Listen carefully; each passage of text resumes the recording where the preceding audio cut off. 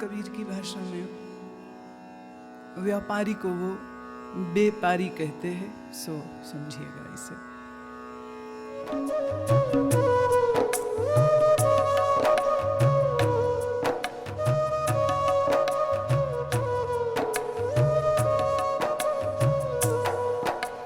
सत्य नाम के व्यापारी, सत्य नाम के व्यापारी, हम सत्य नाम के व्यापारी, सत्य नाम के व्यापारी, तेरे नाम के व्यापारी, तेरे नाम के व्यापारी, तेरे नाम के व्यापारी, तेरे नाम के व्यापारी, सत्य नाम के व्यापारी, सत्य नाम के व्यापारी, सत्य नाम के व्यापारी, सत्य नाम के व्यापारी, हम तेरे नाम के व्यापारी, तेरे नाम के व्यापारी, तेरे नाम के व्यापारी, तेरे नाम के व्यापारी, सत्य नाम के व्यापारी, सत्य नाम के व्यापारी, सत्य नाम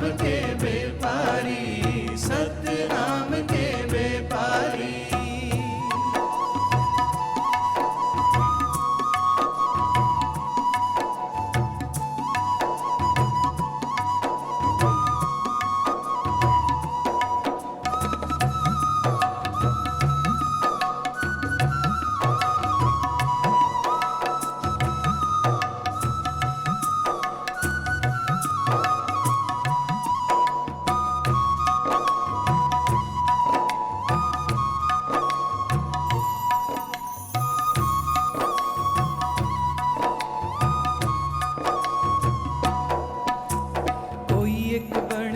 कांसा पीतल, कोई एक लवंग सुपारी, कोई एक बनजे कांसा पीतल, कोई एक लवंग सुपारी, हमने बनजे नाम धनी का,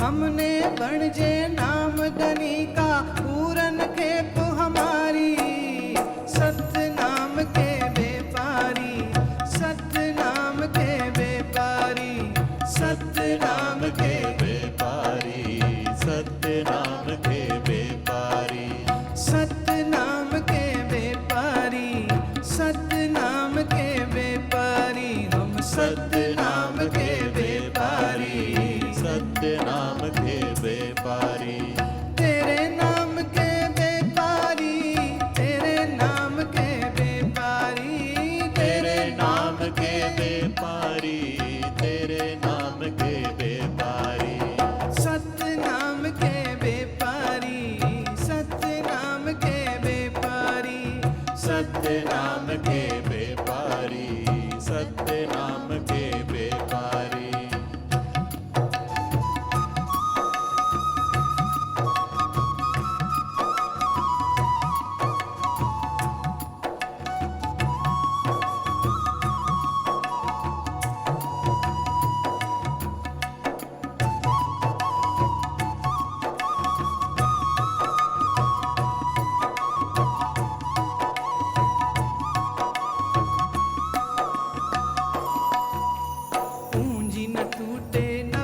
चौगुणा पूंजी न टूटे, नफा चौगुणा, बनज किया है भारी, बनज किया है भारी, माल चकोती रोक नहीं सके, माल चकोती रोक नहीं सके, निर्भय राज हमारी,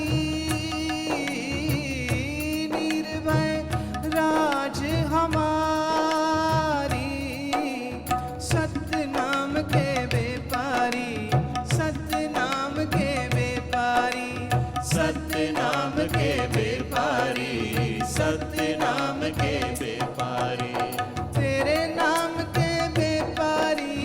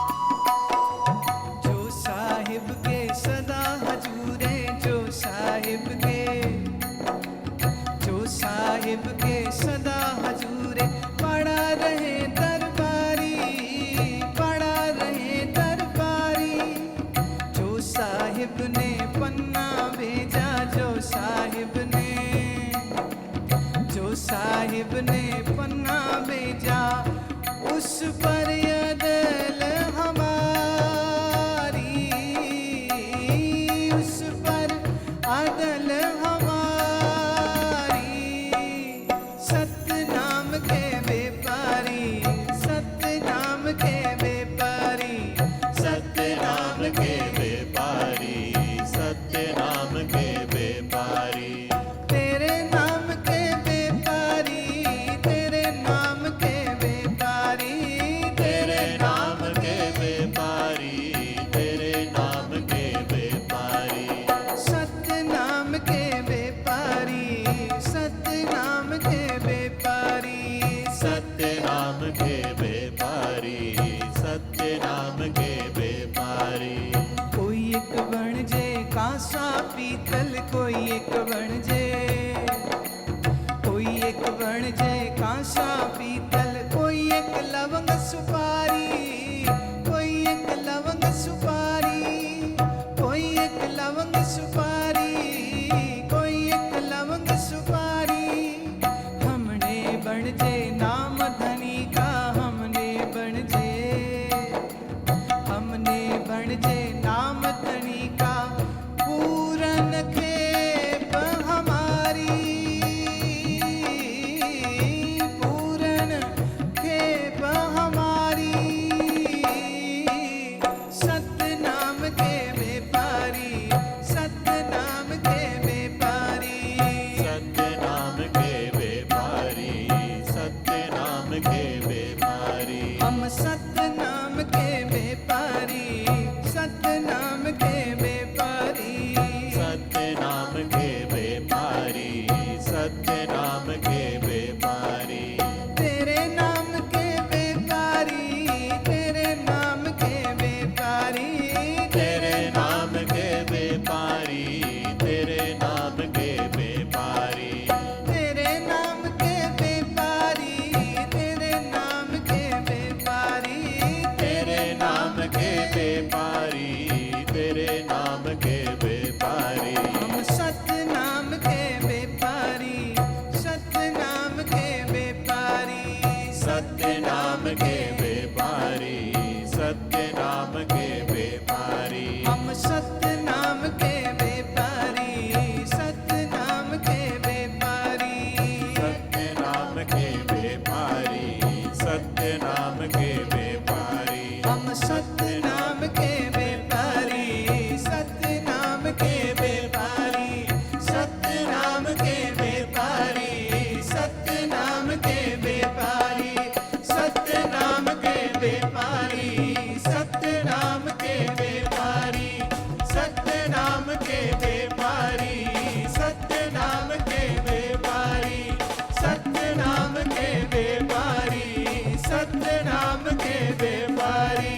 सत्य नाम के व्यापारी, सत्य नाम के व्यापारी। हम सत्य नाम के व्यापारी, सत्य नाम के व्यापारी।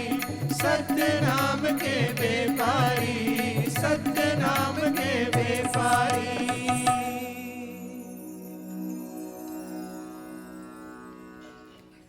कबीर साहब की परंपरा में बहुत से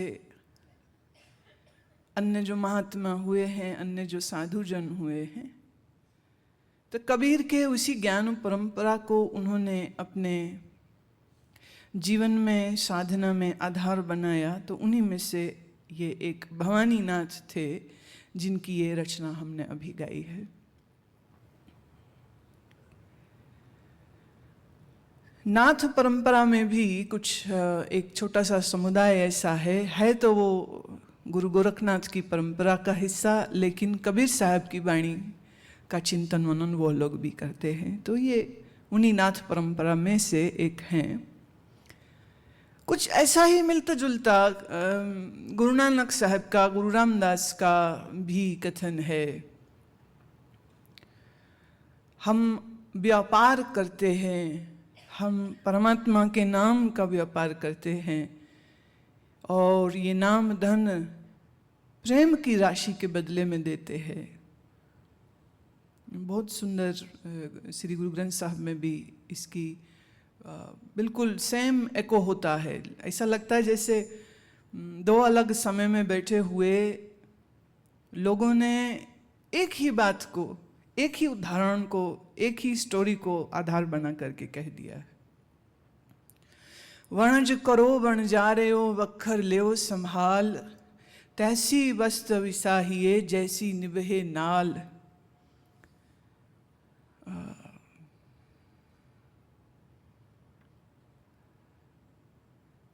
कोई पीतल का, कोई कांसे का, कोई लौंग का, कोई सुपारी का बिजनेस करता है।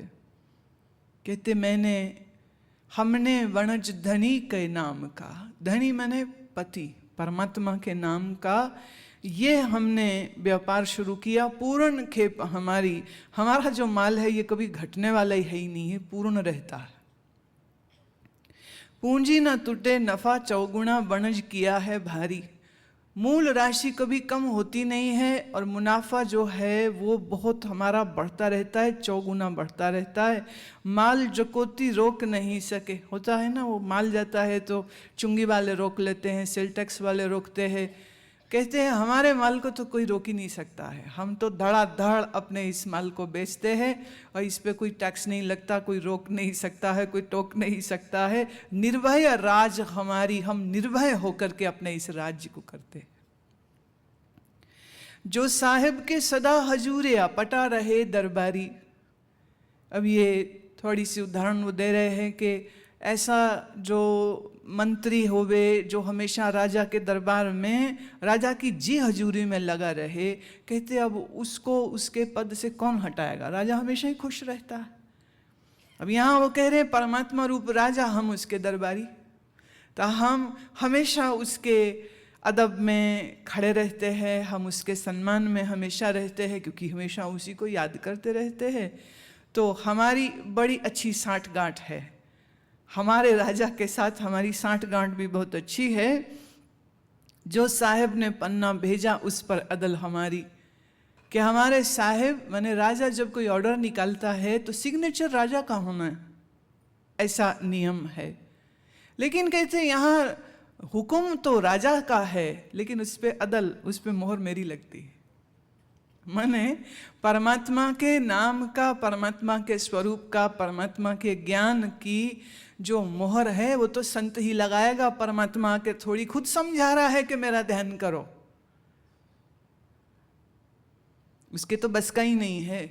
कहीं कहीं तो हमारे उत्तर प्रदेश के जो महात्मा लोग होते ना, वो बहुत ही खटपटिया होते, खाली कबीर ही नहीं थे, आज भी ऐसे बहुत से हैं। एक तो स्वामी थे, वो कहते परमात्मा तो नपुंसक है, इसके बस का कुछ नहीं है। आप कहोगे कि ऐसी बात। अभी एक शब्द हमने पीछे किसी कार्यक्रम में वो किसी और संदर्भ में बोला, पर जनता में भाई अकल की इतनी कमी है, मुझे समझ नहीं लगती अकल की सप्लाई इनको कौन करेगा और कब करेगा। तो एक सज्जन तो बहुत ही बिफर गए और बड़ी ताड़ना वाली धमकी भरी, कोर्ट कचहरी की धमकी देते हुए हमको चिट्ठी उन्होंने भिजवा दी। ये नपुंसक कैसे कह दिया? हम तो कुछ भी कह सकते हैं। क्यों? क्योंकि तुम्हें तो कह नहीं रहे हैं, जिसको कह रहे हैं उसको कोई तकलीफ है नहीं, और अगर उसको तकलीफ होवे तो वो आ जाए, बन जाए पार्टी, कोर्ट में बुला ले मुझको, कोई दिक्कत नहीं, हम पहुंच जाएंगे। तुम कौन होते हो बीच में? तू कौन में खामखा? प्राय पुरुष में नपुंसकता उसको कहते हैं जिसमें पुंसत्व नहीं हो, जिसमें पिता बनने की क्षमता ना हो, उसको नपुंसक कहा जाता है। अब परमात्मा को नपुंसक क्यों कहा इस महात्मा ने? वो इसलिए कहा। वैसे एक बात है, कई बार इस महात्मा ने ये बात बोली ऐसा कह के हम बड़े आराम से बच जाते हैं। क्योंकि तुम तो जानते नहीं हो मैं किसकी बात कर रही हूँ, और पूछोगे तो कहेंगे मर गए। बात कई दफे क्या है, घुमा के करनी पड़ती है। अभी तो मैं उम्मीद करती हूँ सामने जो बैठते हैं ना वो थोड़ा प्रेम भाव श्रद्धा होती है, लेकिन जब ये रिकॉर्डिंग टीवी पे जाती है तो पता नहीं कौन कौन सुनेंगे और कैसे कैसे लोग सुनेंगे। टीवी न्यूज़ देख रहे थे, कोई और चैनल ढूंढ रहे थे, गलती से वो चैनल लग गया जिस पे मैं बोल रही हूँ। अब ना अगला कुछ पता है ना पिछला कुछ पता है, बीच में महाराज टपक जाते हैं और फिर वो कह क्या बोलते हैं, ये बड़ा गड़बड़ बोलते हैं। खैर, अब ये रिस्क तो मुझे लेना ही पड़ता है, मजबूरी है मेरी भी। नपुंसक क्यों कहा? वो इसलिए कि अगर ऋषि ने परमात्मा है ऐसा जिक्र किया ना होता तो क्या हमको मालूम चलता कोई परमात्मा है? अच्छा, आप कहोगे नहीं, विष्णु अवतार लेके आए थे, ये आपने कहाँ पढ़ा? पुराण में। पुराण किसने लिखे? ऋषि ने। तो ऋषि नहीं लिखते तो आपको कुछ पता चलता? वाल्मीकि जी ने रामायण लिखी, अब इसमें कथाएं जुड़ी हैं कि कथा उन्होंने पहले लिखी, फिर उन्होंने वरदान लिया कि अब जैसा मैंने लिखा है ऐसा आप खेल करिए, करने के लिए जन्म लीजिए। तो राम का होना भी तब हो पाया क्योंकि पहले वाल्मीकि जी ने उनके चरित्र की कल्पना और रचना अपने मानस पटल में करी, फिर उसको उन्होंने लिखा और फिर उसके बाद उसके तदनुसार वो खेल हुआ जिसको आप राम अवतार बोलते हो। तो राम का चरित्र भी एक ऋषि के चित्त से निकला है। और श्री कृष्ण का पता जिससे लगता है आपको श्रीमद् भागवत पुराण, और यह कहिए कि श्री कृष्ण के समय पर कैसा कैसा घटनाक्रम रहा, अगर वो सब देखो तो वो भी मिलता है महाभारत से। और महाभारत और विष्णु पुराण और बाकी के 17 पुराण सबके सब एको ऋषि ने लिखे हैं, ऋषि वेद व्यास जी ने। अब बोलो किसके अंदर शक्ति हुई? वेद व्यास जी के अंदर कि परमात्मा के अंदर? बैठा रहता ऐसे ही वो अगड़म बम है, ना उसका हाथ ना मुंह ना पैर, अजर हमारा विनाशी, खुद तो बोल नहीं सकता है, अपने होने का पता कैसे देता? तो उसके होने का पता भी ऋषि ने दिया है, इसलिए कहा परमात्मा तो नपुंसक है, कुछ नहीं कर सकता, अपना आप नहीं बता सकता मैं हूं, अपने होने का पता नहीं दे सकता। परमात्मा है ये पता भी तो चला जो किसी संत, किसी महात्मा के मुखार वृंद से हमने वचन सुने। अब गुरु नानक हुए तो परमात्मा को एक नया नाम वाहिगुरु मिला। गुरु नानक नहीं होते वाहिगुरु कहां से आता? वाहिगुरु तो खुदा के बोलने से रहा, मैं वाहिगुरु हूं।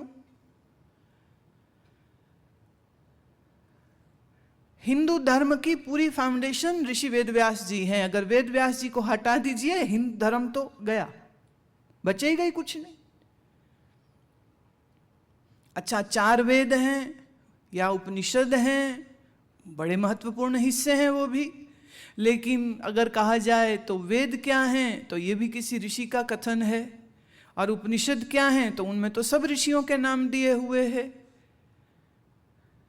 मैत्रेयी ने कहा, याज्ञवल्क्य ने कहा, सब ऋषियों के नाम है उसमें। नचिकेता ने कहा, धर्मराज ने बोला।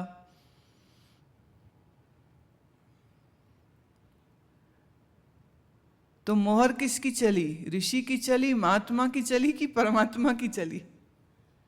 मोहर तो ऋषि की चलती है, मोहर तो परमात्मा की चल ही नहीं सकती है, क्योंकि मोहर लगाने के लिए हाथ चाहिए, उसके पास तो हाथ ही नहीं है।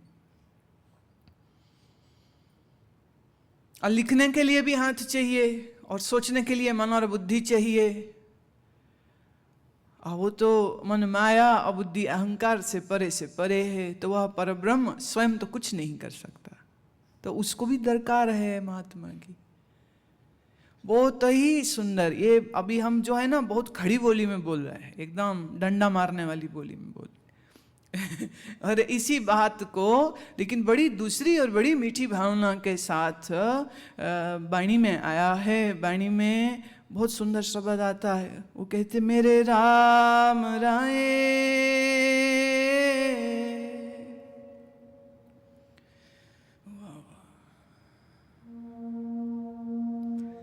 मेरे राम राय, तू संता का संत तेरे, मेरे राम राय, तू संता का संत तेरे, तेरे सेवक को पाओ किछ नाही, जम नहीं आवे नेरे। तेरे सेवक को पाओ किछ नाही, जम नहीं आवे नेरे। मेरे राम राय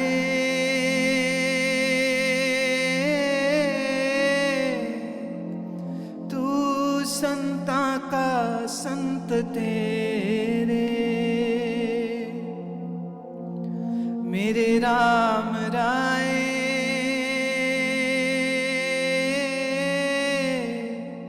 तू संता का संत तेरे।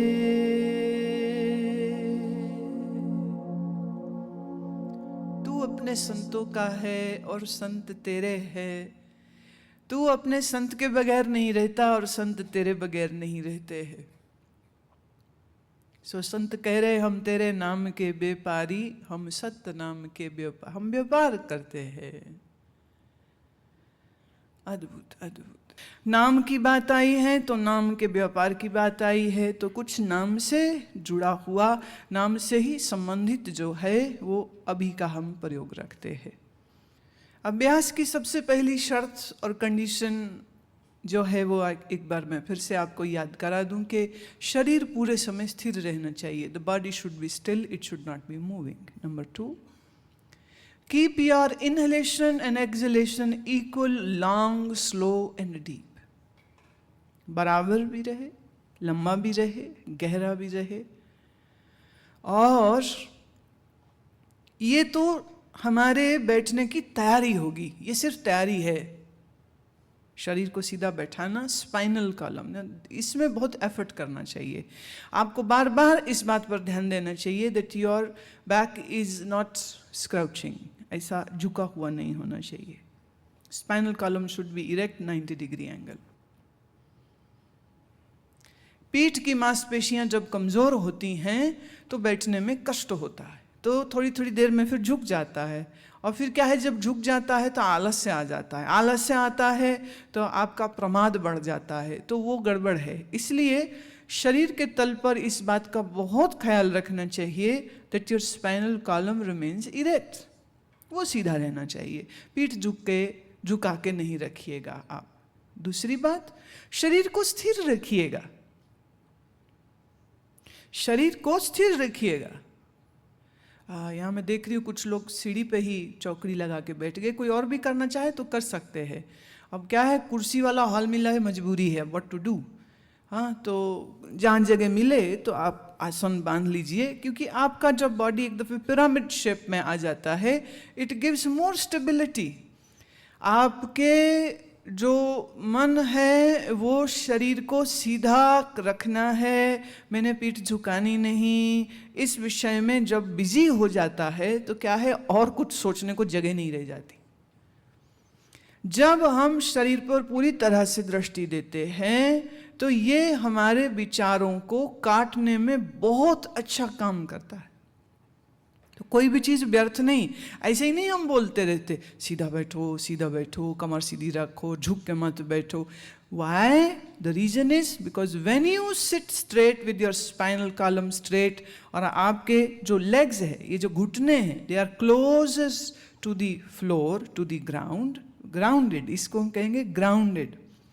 अच्छा, एक आपको आज बैठने के विषय में बात सिखाना चाहते।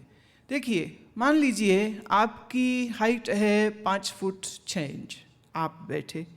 अब अगर आप सीधे नहीं बैठ रहे हैं तो पॉसिबल है कि अगर ऐसा कंधे आगे को झुके हुए हैं, कमर आपकी पीछे से थोड़ी सी मुड़ी हुई है, तो लंबाई तो है आपकी 5'5", लेकिन देखने में और छोटे हो जाओगे।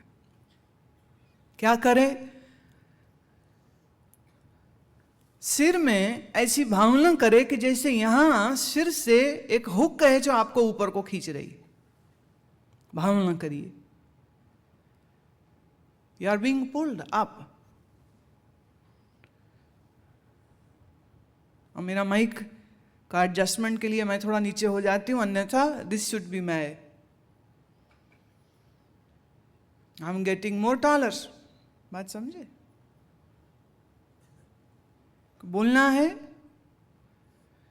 और लेकिन जब बैठे तो आप भावना करिए, उसके लिए आंख बंद करने की जरूरत नहीं। Just feel as if something is pulling your head up. अब मैं ये नहीं करी कि गर्दन उठा लो, कुत्ता नहीं बनना भाई। Head is being pulled up and your seat, आपका जो बट है, जो नितंब है, जो आपने जमीन के साथ, तो उसको जैसे जमीन के साथ चिपका दिया है, तो वो नीचे से आपने अपनी सीट को जमीन के साथ चिपका दिया है और सिर की तरफ भाव कीजिए कि जैसे आप ऊपर की तरफ खींचे जा रहे हैं। तो क्या है, एक जो कंप्रेशन आपने कर रखी थी वो कंप्रेशन दूर होने लग जाएगी, डीकंप्रेस हो जाएगा and you will be more magnificently beautifully seated in ध्यान। सच तो ये है, ध्यान की मुद्रा, ये जो बैठना है, अगर ये आपका भाव से और ऑथेंटिकेटेड हो जाए तो अपने आप में एक बड़ी सुखद अनुभूति आती है।